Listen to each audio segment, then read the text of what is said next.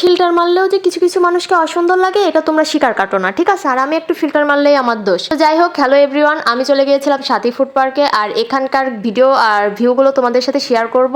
আর আমি জানি ভাই এই ভিডিওতে বেশি একটা ভিউ হবে না, তার প্রথম কারণ হচ্ছে আমি এই ভিডিওতে আমাকে বাদে পুরো প্রাকৃতিক দৃশ্য প্লাস সাথী ফুড পার্কের যে ভিউগুলো সেগুলোই দেখানোর চেষ্টা করছি। যেহেতু আমার ক্যামেরাম্যান নাই, তোমরা কম বেশি সবাই জানো আমি নিজের ভিডিও সাধারণত নিজেই করি, আর যখন ফ্যামিলির সাথে যাই তখন ফ্যামিলি মেম্বার্স কাউকে দিয়ে করেই নেই, এই আর কি। তো যাই হোক, এই ঝর্ণাটা মেবি নতুন হয়েছে কিন্তু অনেক বেশি সুন্দর লাগছিল, তাই একটু ভিডিও করতেছিলাম। আর আমি যেহেতু ভিডিওতে না আসলে তোমরা ভিউ দিবা না, এজন্য মাঝে মাঝে আমিও একটু ঢং করে চলে আসছি ফিল্টার মেরে।